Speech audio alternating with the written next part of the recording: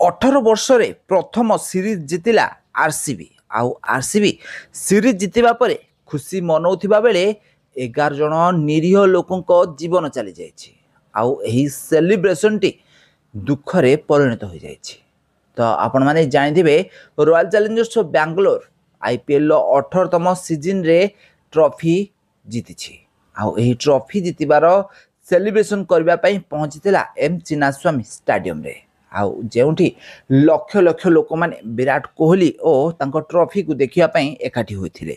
ତ ଷ୍ଟାଡିୟମ ଭିତରକୁ ପ୍ରବେଶ କରିବା ପାଇଁ କିଛି ଫ୍ରି ଟିକେଟ୍ ମିଳୁଛି, ଏଇଭଳି କଥା ର୍ୟୁମରଟି ଗୁବା ଗୁଜବଟି ପ୍ରସାରିତ ହେବା ପରେ ଲୋକମାନେ ସେଠାକୁ ଧାଇଁଥିଲେ ଫ୍ରି ଟିକେଟ୍ ପାଇବା ପାଇଁ।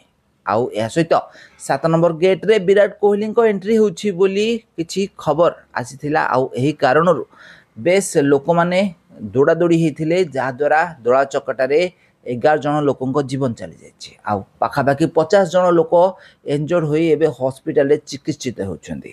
ତ ଆରସିବିର ଏହି ଟ୍ରଫି ୱିନିଂ ବା ବିଜୟର ଖୁସିଟି କିଛି ସମୟ ମଧ୍ୟରେ ଦୁଃଖର ମାହୋଲ କ୍ରିଏଟ୍ କରିଥିଲା। ଆଉ ଏଥିପାଇଁ କେଉଁମାନେ ଦାୟୀ ତାହା ଏବେ ଚର୍ଚ୍ଚାର ବିଷୟ ପାଲଟିଛି।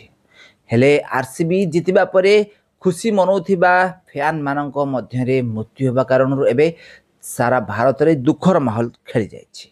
ତ ଆପଣମାନେ ଜାଣିଥିବେ ରୟାଲ ଚ୍ୟାଲେଞ୍ଜର୍ସ ବାଙ୍ଗାଲୋର ଦୀର୍ଘ ଦିନ ଧରି ସଂଘର୍ଷ କରୁଥିଲା ଟ୍ରଫି ଜିତିବା ପାଇଁ।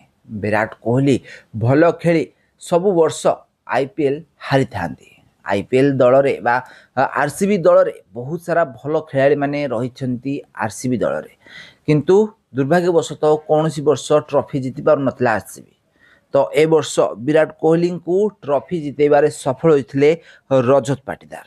ତ ଟ୍ରଫି ଜିତିବା ପରେ ସେଲିବ୍ରେସନ୍ କରୁଥିଲା ବେଳେ ଏବେ 11 ଜଣ ଲୋକଙ୍କ ଜୀବନ ଚାଲିଯାଇଛି। ତ ଫ୍ରେଣ୍ଡସ୍, ଆପଣମାନଙ୍କୁ କ'ଣ ଲାଗୁଛି କାହାର ଦୋଷ ଯୋଗୁଁ ଆଜି 11 ଜଣ ନିରୀହ ଲୋକଙ୍କ ଜୀବନ ଯାଇଛି? ଆମ କମେଣ୍ଟ ମାଧ୍ୟମରେ ନିଶ୍ଚିତ ଭାବରେ କମେଣ୍ଟ କରନ୍ତୁ।